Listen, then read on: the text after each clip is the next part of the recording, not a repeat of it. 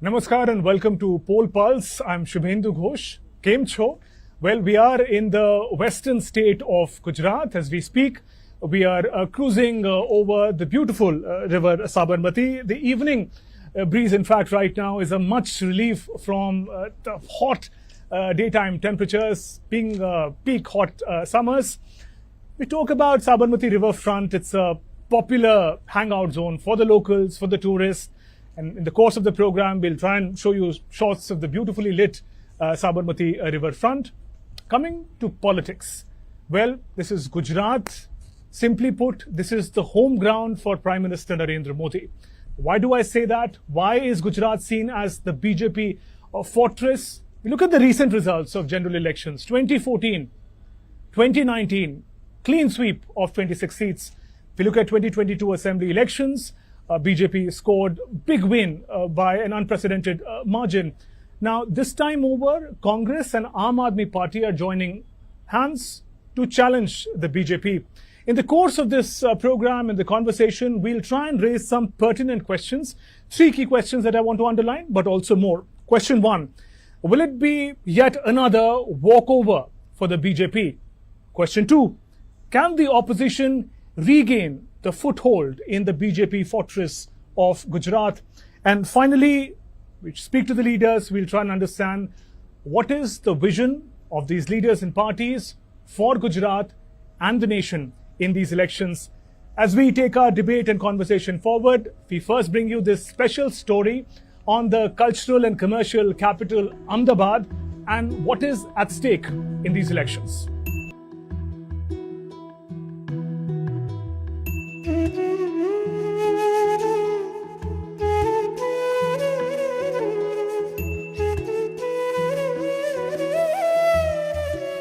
As the elections to determine the future of India is fought across the country, we are here at the Sabarmati Ashram in Ahmedabad.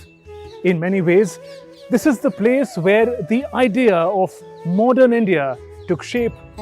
Mahatma Gandhi's humble abode, the modest charkha, became the most powerful symbols of non-violent resistance and self-reliance, ideas that would shape the destiny of the world's largest democracy.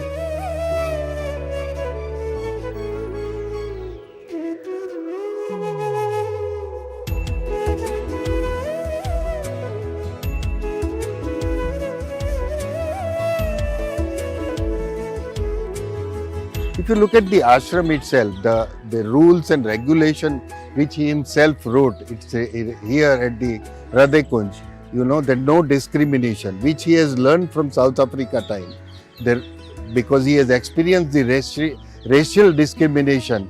So in ashram, the first value is that no discrimination of caste, class, gender. That is, I think, one of the major elements of democracy.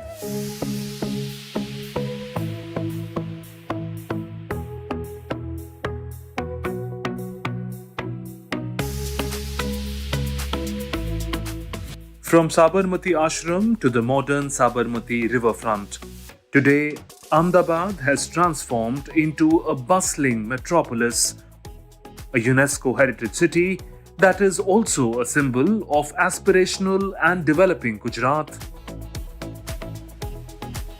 As the city and the state go into polls on May 7th, political parties are leaving no stone unturned to woo the voters. From Mahatma's ideals to realpolitik, Gujarat today is BJP's bastion. This is the home turf of Prime Minister Narendra Modi. He does not contest from here directly anymore, but his persona and legacy continues to dominate the politics here. BJP swept all the 26 seats in 2014 and 2019. All eyes are on whether BJP can achieve a hat-trick or whether the Congress and Aam Party alliance can spring a surprise. It will be much better when अगर हमें job opportunity Ahmedabad में ही मिल जाए तो वो ज़्यादा better रहेगा. ऐसा development कुछ करे गवर्नमेंट कि जो स्टूडेंट्स के लिए अच्छा हो. हम लेडीज़ है तो हम कभी भी रात को 12 बजे भी अगर जॉब के हिसाब से घर जाए तो हमको लगना चाहिए कि नहीं हम पूरे सेफ कंट्री में रह रहे हैं.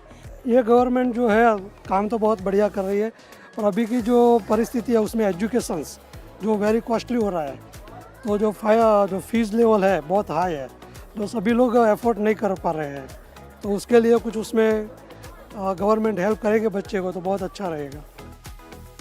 94 Lok Sabha seats spread across 12 states and union territories, including Gujarat, will be up for grabs in the third phase of elections.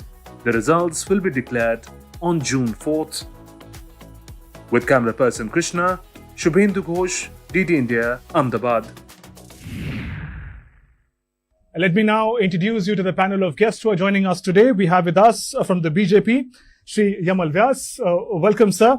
We also have with us from the Congress, Dr. Amee Yagnik. Welcome. And a senior journalist, Pradeep Malik, is joining us in this program. Let us put our hands together for these leaders and speakers. And also put your hands together for the wonderful audience that we have here. Young people, young students, your questions would be absolutely crucial. Our program is called Poll Pulse. So the pulse in Poll Pulse are the questions, the issues, the energy that you bring into this program. So I will be turning to you every 5 to 10 minutes. So keep your questions ready. Let's begin our conversation. Rarely, I would say, does a scorecard of any contest or a competition reads 1-0 even before the match has started. But it seems to have happened in Gujarat. Now, we saw what has happened in Surat. So we know that the BJP has won the Surat seat unopposed because the nomination of the Congress candidate was cancelled. But Yagnik, I want to come to you first. How do you see this setback? And, one may also look at the reason why the nomination got cancelled. The seriousness with which Congress is fighting this very tough battle of Gujarat. Your response on this issue first, ma'am. First of all, what happened in Surat is, I would say, attack on democracy in a way, because the procedure and the process itself became so vitiated in a sense that we are just looking at the result and not how it has happened. If this is the way the elections are going to be held, we cannot say that these are free and fair processes of elections.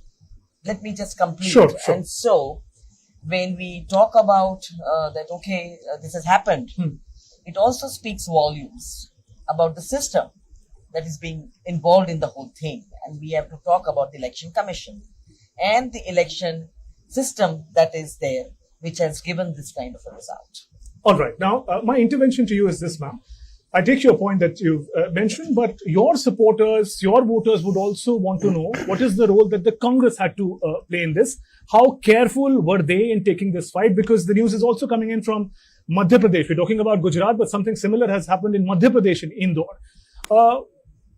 Why is Congress not taking these issues seriously? Your candidates are not able to put up a fight with the BJP. They're winning unopposed. Now, 2 seats. How seriously do you view the responsibility of the party as well? As far as Gujarat seat is concerned, the Surat seat, yes, there is a discrepancy in the signatures, the discrepancy on behalf of the supporters of the candidate, and that is how the candidature of that particular candidate has gone, in a way, I would say, haywire. I would not go into the merits of it right now, because I think this is for the first time such a thing has happened. It also reflects, or it shows, what is happening as far as democratic processes are concerned, what is happening as far as ruling is happening in this country. And there is no word, no whisper about these electoral fair processes or fair trials which are happening. Okay, Yamal Vyas, sir, if I can come to you. How do you respond to the allegations of attack on democracy? I also want to understand 2014 clean sweep of 26 seats, 2019 a clean sweep. You've got 1 seat already of Surat in 2024. What are you looking at? But first, your response to the attack on democracy allegation by the Congress. You see, the whole election process has been always managed by the Election Commission. It is a very reputed and independent body which everyone knows, and they have conducted free and fair elections periodically across the country for states and for Lok Sabha elections. So I don't think that we should casper any apprehension about the integrity of the election commission, and the process has been, I'm sure it has been followed. She is a lawyer, so Amee would know better. But my point is that as far as the Surat seat is concerned, it is a very strong seat for the BJP. Last election, we won it by a margin of about 6 lakh votes. Now, though there was no reason for us to anyway be afraid of the competition in Surat. Our candidate is very strong, and with BJP organization, we won all the seats in the Surat city, not only Surat Lok Sabha, in the 2022 elections and earlier also. So, I think the Congress party is not ready to face the elections. They have lost the will to fight, at least in Gujarat. And probably they know that because of the last 5 years, their workers have not been among the people. They have not really worked for the people during the last 5 years. And now when the election is come, this is the exam time. And if you have not prepared well for the examination, you already feel jittery. And that is exactly what's happening with the Congress. That's my view. And very briefly, how are you targeting the remaining 25 seats?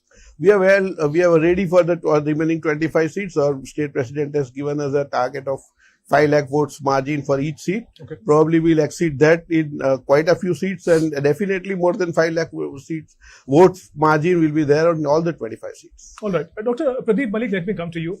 For many viewers, youngsters in particular, trying to understand the politics of Gujarat, if you could simplify for us, what does this stronghold of the BJP in Gujarat really mean? And now almost over a decade, why is it so difficult for the opposition to make a dent in it? Just simplify the picture, the battleground, Gujarat for us. Very old tradition, and to go back to history will be pretty long.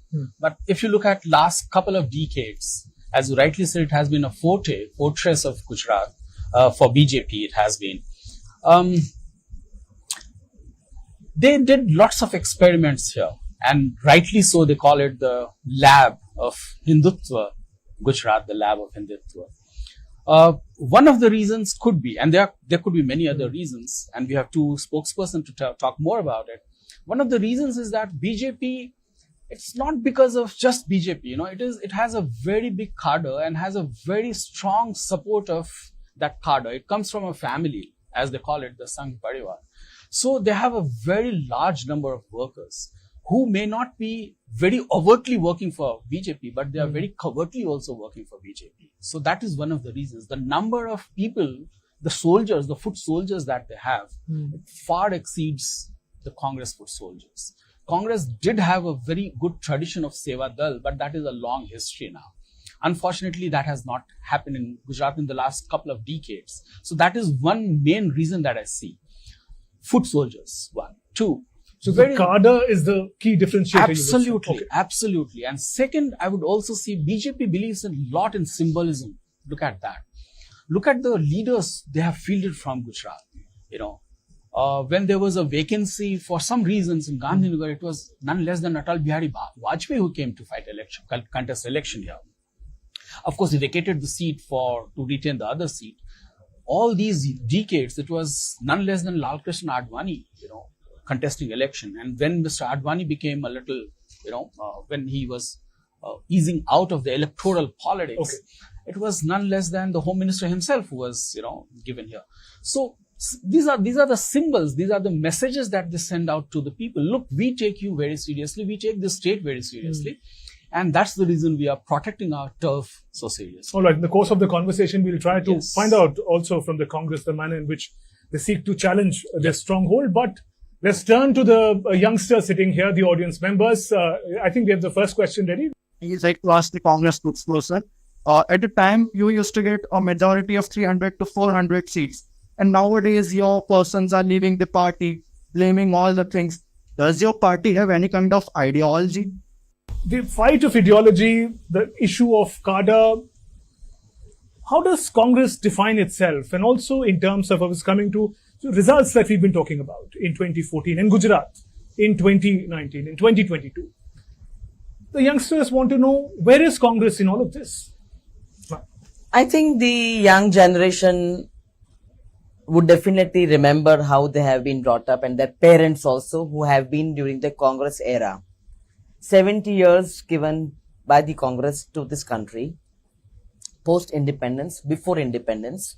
That's how the freedom fighters, we are on the banks of river Sabarmati. We cannot forget Mahatma Gandhiji. We cannot forget Sardar Vallabhbhai Patel gave his life for this country. And these two great people from Gujarat, the Congress party has gave a vision post-independence. Put institutions in place. I think we should understand what is institutions. And institutions means if you look at the IITs and the IIMs, educational institutions, you have to look at other institutions which have been part of the administration. We have to look at our constitution, which has been given by our freedom fighters. And the constitution gives everyone a right to walk with their head high. And if the youngsters want to know what is the Congress, I think these 70 years have to be read. The Constituent Assembly debates have to be gone into, where every leader spoke when the Constitution was framed, and I think that would give them the answer. I think nobody is going to deny the kind of role, the legacy that the Congress has had. But this gentleman is also asking a question about 2024. How long can you bask on legacy? Why is Congress the manner in which it is operating at the moment? How long can you depend on that legacy? Yes, I'm coming to that. Yeah. So this was what is the base. Congress is an ideology. We are here for the welfare of the people. The word welfare, if you look at our manifesto this time, it talks about work for the unemployed, for the youth, and it talks for wealth creation. That is where you get people who create wealth, and that wealth for the welfare of the people. Our constitution is talking only of welfare. Everyone has got a right, whether it's a woman, it's a child, or anybody who's born on this country. If it is so benign, ma'am, then what happened in 2014, in 19 and 2022? Well, it happened in 2014, 2019. Yes, elections come and go, parties lose and win. But what is the base? What is the base of the party? And you're talking about the current party. If that party is so great, and if the leaders of the party are so great, why they have not been able to create the leaders from this cadre? Why are they taking and snatching and poaching people from other parties? What is the necessity? What is the necessity of using agencies in order to put some kind of a fear or a pressure? That is also acting. It's on the ground. Every institution knows that, whether it is the election commission or the judiciary or the executive, everyone is aware of this. So why is this party not able to create its own leaders? Why does it have to take people from other parties? All right, fair point I've taken. I'll come back to you later with the question. Why are your leaders leaving the Congress if it indeed is such a benign party? Mr. Vyas, for the young people, one question that would come, and I would like to preempt it and say that maybe they'd like you to talk more about the jobs that you've created, the jobs that you will create.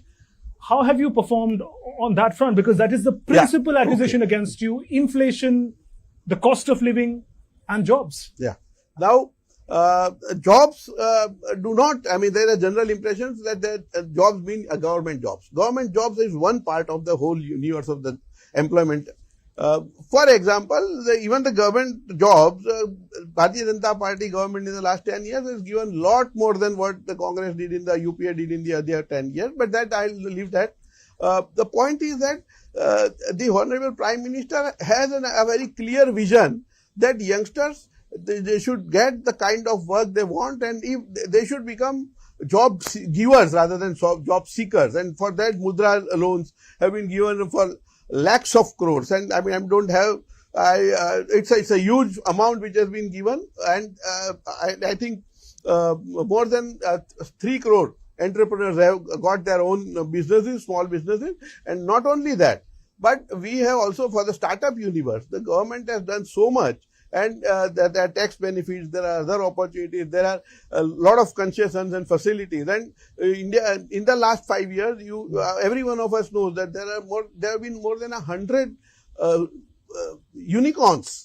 That is the value of the company being more than $1 billion. You're looking at the legacy of startups as an answer to the question that is, yes, jobs. That is one part of the answer. Employment and generation is growing across the sectors. All right, ma'am, would you like to come in here? Because those are the principal grounds of attack on the BJP by the Congress: inflation and job creation. What is your argument on that, and what is the alternative that you're offering to the young people? Unemployment is highest in the last 45 years. That's the data. And the data is out in public domain. So what about the employment to the youth? You have not been able to provide any employment to the youth. The highest in the 45 years, the unemployment rate, that is one. You see inflation, you see mehengai, you ask the women what is happening to their household budgets, and you also couple that with demonetization. You took out that smallest savings that the household had, and you took it at one stroke of your speech, of the Prime Minister's speech. Would you say still an issue?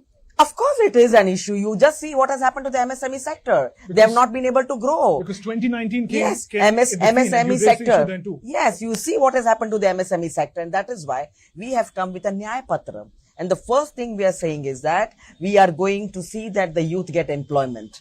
And we are going to bring a change in the apprentice law, that well, anyone who comes out of these universities and they get an apprenticeship, if they don't get a job, we are going to give them money. We are going to give them payment. This kind of a security for the unemployed. We are going to create that kind of jobs. We are talking of Nari Nyay, Mahila Sanman. We are going to give a lady of a poor household ₹1 lakh per year. See, we have come with a Nyaya Patra, which is our manifesto, and we would like to see that the persons of this country, the people of this country, have justice, because that is the backbone of the constitution. Okay, when I you give take a your right, point. you give justice to them. Let's turn again to the youngsters, all the audience members sitting here for the next set of questions.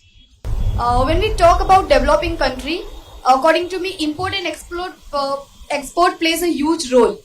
What are your actions on increasing rates of international currency? This question is for both the parties. Thank you so much. Okay, Mr. Vyas, would you like to take that question first? The vision and the performance as far as import-export is concerned, and the currency rates. Yes. If you are aware of the important export situation, then I can tell you that the trade deficit, which is what the exports minus imports or import minus exports, our deficit, though the imports being more than exports, it has been coming down consistently, and that gap is filling up, and hopefully we, in a very short period, we should be export surplus. That is one, and that there are reasons for that. This government has introduced the PLI scheme, the production linked incentive scheme, in which there are certain sectors, the electronics, pharmaceuticals, where companies invest a lot of money, and then they get tax benefits and other incentives based on their productions. And this, you all must have read in the media, seen in the media, that companies like Apple have been exporting billions of phones across the world. Maruti Suzuki is exporting number of cars across the world. Pharmaceutical companies are doing the same. So our exports are growing, and growing on a consistent basis, growing on a sustainable basis. That's one. Imports are coming down because a lot of domestic production has gone up. Imports of ingredients, non-essential commodities are also falling. Crude is one area where we are trying to reduce the imports, but that's something where we don't have too much of control. Your assessment on the currency front, sir? Because Indian currency against the dollar. Now, currency, there are two aspects to it. The currency vis-a-vis the US dollar has been falling in the recent times, and that is much less than what the dollar has grown against any other currency. For example, 2 years back, I remember the Japanese yen was 130 yen for $1. Now it is 190, so it has fallen 50% in 1 year. And so the dollar has grown very strong against all currencies, whether it is euro, whether it is the Great Britain pound. It has fallen relatively much less. The Indian rupee has fallen much less than the other currencies. So you justify because everyone seems to be going through a same crisis. Ma'am, your response to the same question, the potential in import-export, and also your assessment of how things have been in the past 10 years. Her question is very important during these times, because I think even the exports have gone down. The EXIM policy has not yet been hauled up the way it should be. Mentioning the PLI scheme, I think most of them are related to credit-linked schemes. And the credit facilities that are being given by the banks to this particular sectors or different sectors, I think we don't have the correct data. We have one portal where everything goes on that one portal, but the correct data of the exports is not coming out, it's going down. as far as import is concerned, I think we are importing practically everything. We talk about electric vehicles, but we are getting everything from China. We have not been able to, we are not getting the real numbers from the government that what are you importing so much from China? There is not word of see, the cha doesn't come out from the Prime Minister's speeches. We go on asking about all these things. So exim policy needed a haul. It has not been hauled up, and the exports have definitely gone down. If you sometimes look back, there's a certain product which is stopped. Let's say take rice, which was happening a couple of years back or a year back maybe. And there was no answer to that. So today, I think there's no clarity by the government on this particular and you talk policies. about the clarity that you intend to bring in if voted to power. Definitely, we will not go on shouting from the rooftops that we have got this make in India schemes, and we will not be saying that, well, we have brought this PLI scheme and all that. Yes, the vision is that MSME, the micro sector, the small shopkeepers or the small micro and medium industries, they are the backbone of the economy of this country.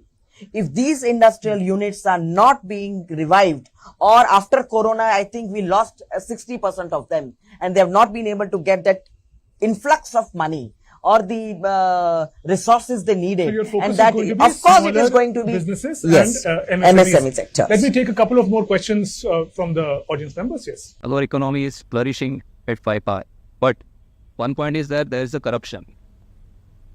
BJP is considering. There is public narrative about BJP that it is a washing machine, that is washing all the corruption of peoples. Whether he has done corruptions of several crores, thousands of crores in a meeting or in a maybe Chan Sabha, senior leader of BJP is, what you will say, I have a question for all three of you. You know, since we are talking about new India, like modern India, so we should even address the equal pay scale for men and women both. Then we have one more question. I want to say that media is considered the fourth pillar of democracy, but right now it is a situation where major media houses are being controlled by who's and who's of the country, right? Why are the audience not getting actually the news or the coverage they should get, and it is getting news or coverage that is beneficial for both the parties? I would like to ask this question. It is the beneficial that is for that party. Why are we calling then media the fourth pillar of democracy if the transparency is not being prevalent for getting the information? First question, Mr. Vyas, I'll come to you. Washing machine, it's a whole new definition. Your attack on corruption is well known, but when a certain person with allegations of corruption joins the BJP, everything's clean. And that's an allegation that has come from all corners. So what is your response to that first question? I think let us be very clear that ED, the Enforcement Directorate, that is the allegation. They are an independent body. They work according to the information they get, according to the data they have. One thing that there is now a lot of data available. So it's like every transaction, every financial transaction, it is mainly economic crime. So every financial transaction, money laundering, now you can go to the root of it. It was possible during Congress regime also, but they never did it. Now the data is being used to go to the root of all transactions. Sir, and, yeah. Please allow me to make that small correction. The question is also about what happens to the leader facing corruption charges. Okay. He joins the BJP. So we're not talking about ED and how they operate as of now. No, the point is that if they have data and they have adequate evidence, they will take action. Now that action is taken, and as you know, the legal process takes a long time in India. So all the cases are where the complaints have been filed, the charges have been filed, they take a long time. So it obviously, the one thing is that conviction ratio takes a long time to complete. That's one. And now leaders changing parties, I don't have any information on any case being withdrawn because someone has changed party.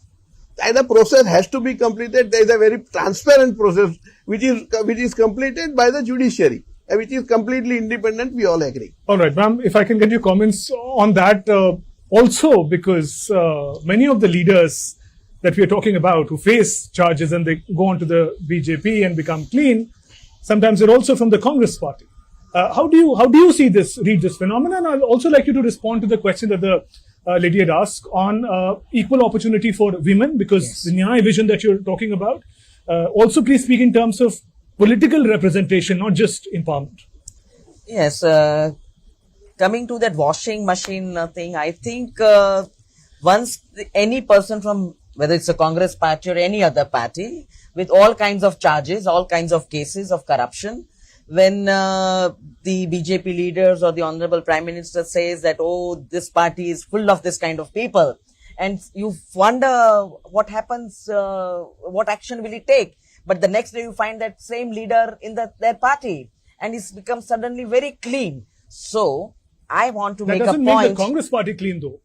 The fact that the same leader leaves the matter is not over. The cases are going on. So whether he's clean or unclean will come at the end after the system decides. But the washing machine has become, or the party has become, a judge, jury, police investigator, everything. So all the powers of the other pillars are usurped by the BJP, and they become washing machine. Okay, you come here. Okay. All the procedures of the judge, of justice system, we take it and we usurp all the powers and we give you a clean check. Okay, and your response to that question on equal opportunity? Yes, for opportunity. Women, Definitely, women these days, when you see that when they come to the organized sector or the unorganized sector, especially in organized sector, they all have equal pay, because each person comes with their own degrees and with their experience, and they are offered whatever the packages are there. But in unorganized sector, there is a difference. And at that time, we talk about the Equal Remuneration Act.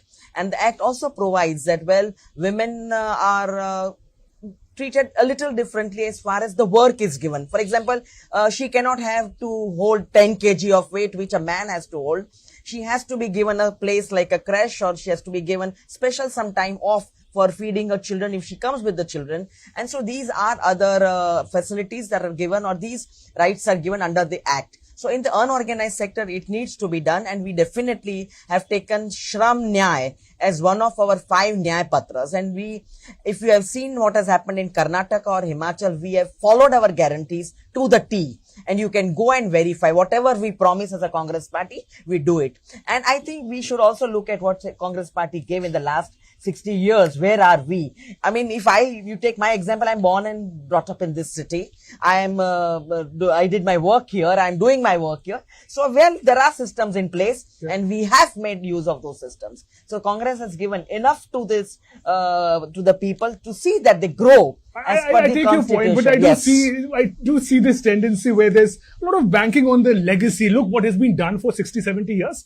But what is happening now is the question. But let me come to Mr. Vyas. So if you can address that very important point about equal opportunities. Yes. Equal opportunities don't only mean equal monetary opportunity. There we are committed, and that has happened, that is happening. But you see, for example, women in the rural areas had a lot of issues. For example, they had to, there were no toilets in their houses. So the 11 crore toilets were built. For the facility of the women, this is giving them, empowering them. Similarly, the gas cylinders, more than 9 crore gas cylinders were given in the rural areas, and this is empowerment of women. For example, they had to carry water from wells to maybe kilometers away from their house. Now they get water from the tap in their houses. This is empowerment. And this is what our government has done in the last 10 years. This is filling up the gaps with the Congress work Congress should have done in the previous 60 years, which they have not done. And now the real process of empowerment of women will start after 2024. All right. Dr. Pradeep, Malik, I would have traditionally asked you to comment on what the leaders have said, but a very important question has come also on the role of the media. Let me first request you all to put your hands together for the questions that you put so far. It is refreshing to learn about the issues, the manner in which these youngsters are raising. What we see in the mainstream media are very particular issues where attack and counter-attacks take place. How do you assess this particular situation of Indian media? Your thoughts and comments on that first. Look, media, when we say media, often we see media as a monolith. It is not. When we say media, most of the time, not always, most of the time we look at the big players, okay? Media also have lots of small players, and trust me, they also have very good reach. All right. So that is one part. So it's not a monolith. There are fragments within which are doing wonderful job. There has always been good journalism and good journalists. and there will always be good journalism and good journalists. Spot them, cultivate them, encourage them, read them, watch them, listen to them. They'll get better mileage, okay? And spread the word. That is your responsibility, our responsibility, man. Second, you all are from that generation which has seen the democratization of media.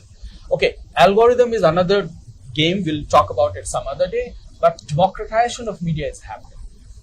So one doesn't have to have millions of rupees to, speak up.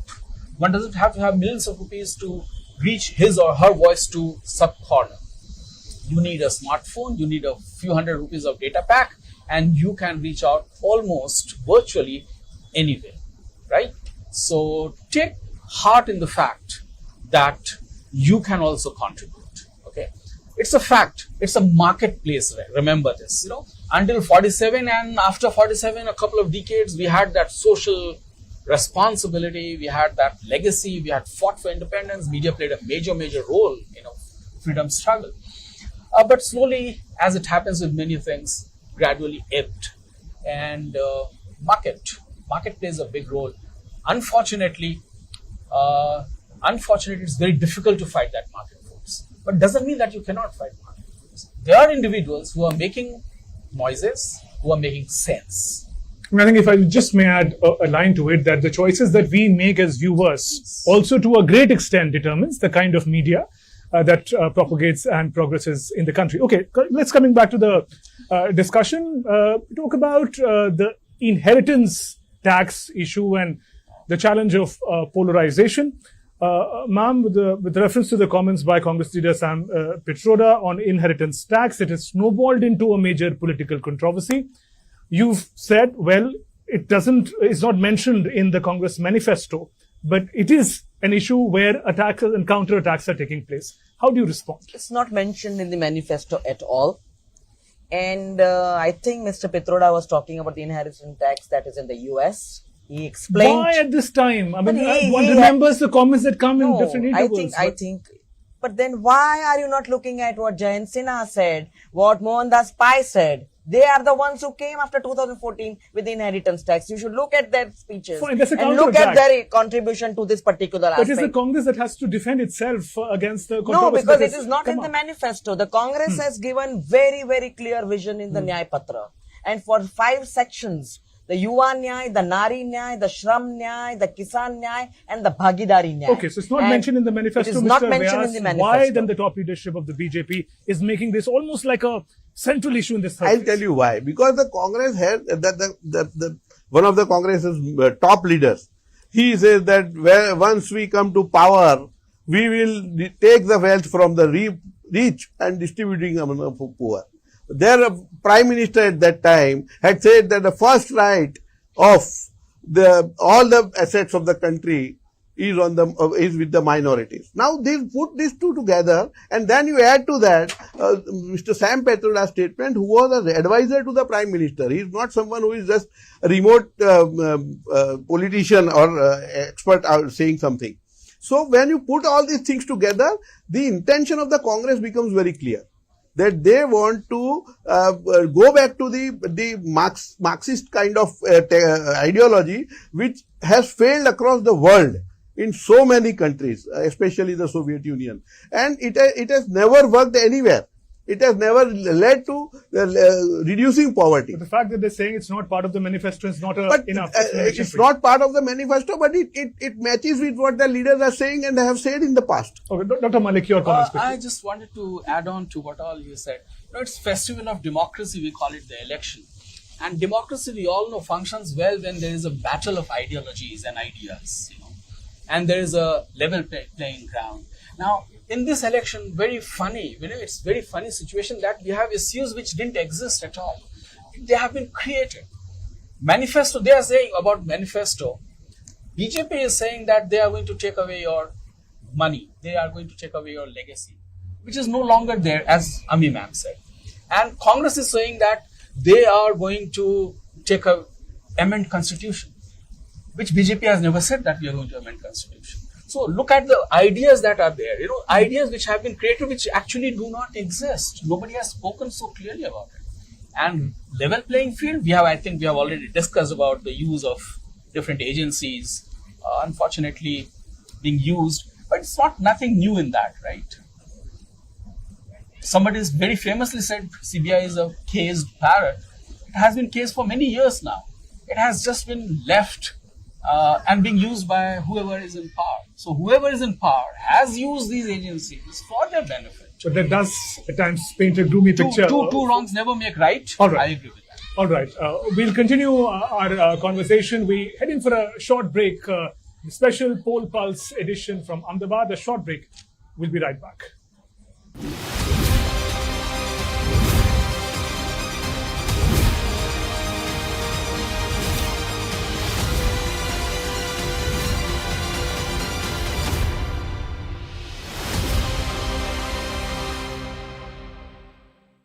Welcome back. You're watching Poll Pulse. We come to you from the beautiful city of Ahmedabad. As we speak, we are cruising over the Sabarmati River, Sabarmati riverfront. You can see in the visuals the beauty of it, particularly in the evening when the heat goes down and people come out to enjoy the riverfront. Let me welcome fresh panelists, Mr. Himanshu Thakkar from the Aam Aadmi Party, who's joining us. Dr. Amee Yagnik from the Congress continues to be with us, and political analyst and senior journalist Dr. Pradeep Malik also is with us. Himanshu, first we want to understand the alliance of the Congress and Aam Aadmi Party in Gujarat, the manner in which you hope to challenge what is often called the fortress of the BJP. What are your hopes and what is your strategy in taking on the BJP in this state? Thank you so much, sir, first inviting to us. See, alliance is for some good cause. We experienced in the last assembly elections that votes were divided and ultimately BJP could comfortably enjoy the ruling. See, this battle is to save the democracy.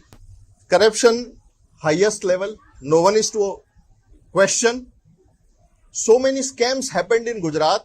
So many people died because of irresponsibility, carelessness. None out of 26 member of parliament could raise a voice in the parliament about the unjust happened to the Gujarat. You think about the level of education, so many paper leakages. No one is there in the parliament to raise the voice. So this battle is to save the democracy. At least we need someone who can raise the voice, who can ask the question in the parliament. So corruption is going to be the central issue, as I understand. Absolutely. Himanshu, but again, the issue of corruption, I understand Aam Aadmi Party really came into being on the platform, on the plank of corruption. But as we speak, Aam Aadmi Party convener Arvind Kejriwal is facing corruption charges. We're not talking about the trial, but he's facing corruption charges. He's in jail. You've defended saying that he's innocent and this is BJP's ploy, but then he hasn't got the relief from the courts as well. They've seen some merit in the investigation as it is going on. How does that make your argument weak? I'm sure my arguments would be very strong. We experienced Mr. Sanjay Singh, who had been in jail for 6 months. Honorable Supreme Court asked to ED to give the proof. Ultimately, they failed. After 6 months, Sanjay Singh ji is now out. The same thing will happen with Arvind Kejriwal ji. This is absolutely misuse of the laws and agencies. Everything, this is just to stop in canvassing Mr. Kejriwal ji. You will see that after few days when the campaign gets over, he would be definitely out because there is no proof. Okay, so you say that the cases are made up. Dr. Yagnik, I'll come to you. I want to understand if Congress Aam Aadmi Party alliance can also be critiqued on the idea that it's a alliance of convenience. I'll explain what I'm saying. For the first phase of elections, we were in Dibrugarh, Assam, where if you're following the elections in Assam as well, Congress and Aam Aadmi Party are contesting as separate parties, not as alliance partners, so fighting one another. Here, you're part of the India alliance fighting together. The Delhi Congress the Congress chief has resigned saying that this alliance does not work. Your top leadership is stepping down. Help us understand, how do you convince the voters to say that you truly are together in ideas and in action? Well, if you look at the India alliance, it has come together. The parties that have come together have come for only one thing, and that is to save democracy. But the point I'm making, you come Yes. together partially. You're coming together in some states, not in other states, and your leaders don't I'm support coming it. to Yeah. that. I think you immediately jump to No, just conclusions wanted to after my clarify first what my point. point was. Yeah. So Please. there is a very strong conviction of the thought that there is no democracy right now, and it will be over unless and until we make or take stronger steps to save it. The alliance has come together for that, to save democracy. And these are parties that have come together and they are working out their arrangements state-wise and national-wise. So whether we are fighting against each other or together, but the fact is that we are fighting to save democracy. We should not forget that part. And I think the voters are very, very cautious. They are understanding what is going on. The question that came of the media, I think none of us could answer because that is the fourth pillar of democracy. And they were talking about the channels and the media that is in front of them. Sure, we did and that question. giving We a tried to suggestion to them that you look at your social media, that's a different media. But what is the role of those media houses or the media, which is the fourth pillar of democracy, is to show what is actually happening to the country, what is actually happening to the democracy of this country, what is actually happening to the processes of this country, whether each one is getting their share or are they getting to exercise the right as given by the constitution, that is to be shown. One of the ways we try No, and do that where is- was Hathras shown? Where was I'm Manipur talking about shown? at the moment, we're doing that by having leaders across the board So- and letting them speak. But Dr. Malik, let me quickly come to you. The question of alliance. Ma'am is saying whether we fight together or we fight separately, our ideas are same. But in real politics, will it translate into support of the voters, especially in a state like Gujarat, which has been so difficult to penetrate for the opposition? So, talking about future, we do not know, but we do get some indication from what happened in the past. So, last election, when and the last election was the assembly election, the total vote that Congress and AAP got was less than the total vote BJP alone got. Single-handedly. Single-handedly. Okay. It was 52% BJP and some around 40%, 40 plus to AAP and Congress together. So even if they come together and indeed if all the votes get transferred, which rarely happens, we have seen it in other elections, that votes do not get automatically transferred. There are local conditions. So even if that happens, it's a little difficult to foresee that it is going to make any difference on the ground level when it comes to... And the point about the complexity of the India alliance, the real challenges that it faced. The question is not just of Aam Aadmi Party and the Congress. The question is also about what happened with TMC, the conversations that broke down. Kerala just voted. We're also talking about the dynamics with the left. You're fighting in Kerala, but you're together in say, Tamil Nadu. So how does that complexity also play out in the minds of the voters? I was about to give you the example of Kerala only, where Mr. Rahul Gandhi is fighting or contesting. The vote has already happened. The polling has already happened against a very senior CPM leader, CPI leader, very senior. And at center, they say that we are together. And in states, Northeast, you talked about, South, we are seeing Kerala, they are contesting against each other. How do I get convinced that after election, you will come together? And why should I believe you that, when I say you, I mean whoever wins, if at all they win, why should I believe them that they will stay together? There's no reason for them to stay together if they are contesting. Let's again turn to our wonderful audience members here and their questions. We all have seen that our GDP has grown like more than 7%. But what about the growth of per capita income? What about the unequal distribution of wealth? How we can solve this issue? Okay, thank you. Another question if you can take.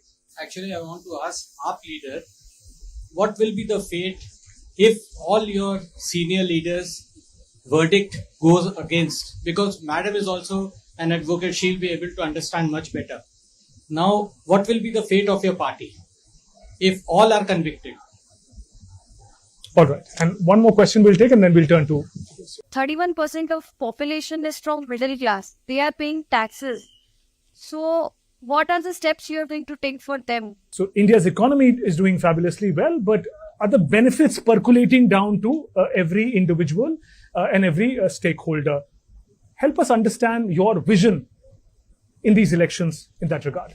Ma'am, if I can come to you first, you can speak for the alliance, of course. I have to harp again and again on my Nyay Patra, because if I talk about the past and if I talk about what happened after Narasimha Rao brought liberalization and Dr. Manmohan Singh's policies, which opened the doors of the country for foreign investment, direct investment, and we had liberalization, privatization, and that is how I think we made leaps and bounds and made a name as far as the country, and especially a very vibrant democracy in the world, internationally. And I think Dr. Manmohan Singh's policy as one of the finest economists in the world, I think we have seen the fruits of those UPA 1 and UPA 2, even law-wise, policy-wise and schemes-wise. What about now? Out of 21 policies, 19 policies are of the UPA government, and that Naam Chipkoving, taking off that name and putting your name, the present government. That is what they have done. So the schemes are from the UPA time. And you talk about Manrega, you talk about the laws, you talk about right to information, where any person can ask a question by asking right to information. Everything has been diluted. There is a tested roadmap that Of course, we will do that, and we are only and only worried about the people of this country. We are looking for the welfare of this country. Otherwise, why would Rahul Gandhi ji walk from Kanyakumari to Kashmir? And that is how he has taken the issues of the people of this country. 4,000 kilometers walking from Kanyakumari to Kashmir and from Manipur to Maharashtra. These Nyay Yatras, these are the issues of the people on the ground who have come and talked to him and told him these are the issues. Sure. And that is why we are going to translate them into our policies once we come to power. All right. And that's for the people to decide what that Nyay Yatra would mean for them. The question came for your alliance, the fighting and the complexity that we were talking about. How are the voters to be sure, your supporters to be sure that if you do get the mandate to form the government, it is going to be a stable government when there's so much bickering going on already? You want to put it? Himanshu. Democracy and a strong political background. This should be a backbone of any political party. Everyone is aware, I don't need to waste a time on the background of, say, Arvind Kejriwal. He was getting salary in lakhs. He was in revenue and income tax, even his wife. Why a person with such a white collar job earning lakhs of rupees would come in politics? What are the charges he has? Only few crore rupees?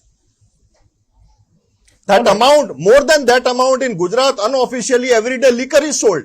Okay, you right. Number one. Himanshu, Number two. Arvind Kejriwal, the question was about the alliance. How do you give them the confidence that irrespective of whether you're fighting together because there is a wave now that either you be with BJP or you are with anti-BJP. May it be any party. In the entire alliance, may it be any party. If you are agreeing that only few 1% people and only few businessmen should be benefited, or at the larger scale, 100 crore people should get benefited, are you thinking the standardization of life of 100 crore people or only a few people? Money should go. It's a GDP. It's a GDP. We are talking about Vishwaguru and world. Just take Asian countries. We are not in top 10. Look at the hunger index. Look at the human development index. Where are we? So if you think that national character has to be developed, national character has to be built up, then you have to answer and you have to raise the questions against this ruling party and may it be name of any other party. Very briefly, you have to be against the ideology of the BJP. And the question that came in particularly for the Aam Aadmi Party, is it a fight for survival with top leadership? Absolutely not. For you? Absolutely not. Aam Aadmi Party has many intellectual people, many educated people who are starving for the intellectual capital of India. You should be shamed that today lakhs of people are going in Canada, UK and America. Why we have miserably failed in stopping the brain drain? How can we invite foreigners? That was a question. Okay. No, First we have to stop brain drain. Was for your political and the survival, central government has failed miserably. All right. For the middle class in particular, what is going to be there in the election? But Dr. Pradeep Malik, I want to actually bring that question to you with the analysis of the kind of issues that are being taken up in campaigning, in bitter fighting. Where are the themes, issues, concerns of the middle class being addressed? Very briefly. Nobody is talking about them actually. Seriously, I think. What they are talking about are the emotional issues, the Mandir, the 370, Congress talking about that constitution is going to be changed, which nobody can, So, middle class, do they exist? for these political parties? Very difficult to say. Very difficult to say. But as you rightly said, they are almost 1/3 of the population. Something has to be done about them. They are the taxpayers. Not that others are not paying tax, but they are paying a major amount of tax because almost all their money is taxed at source itself. Others pay tax after deducting, doing all their expenses. Unfortunately, I don't see much for the middle class in any of these people. We'll have to see how does the campaigning Yes. progress from here on for the remaining phases.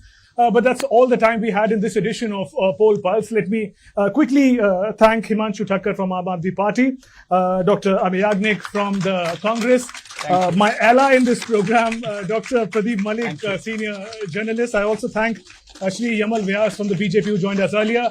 Thank you to the wonderful, wonderful audience, the true spirit of the program who joined us today. Thank you for your question, and just a humble appeal as your turn comes to exercise your franchise, however hot or cold the day may be, make the effort of going out and casting your vote.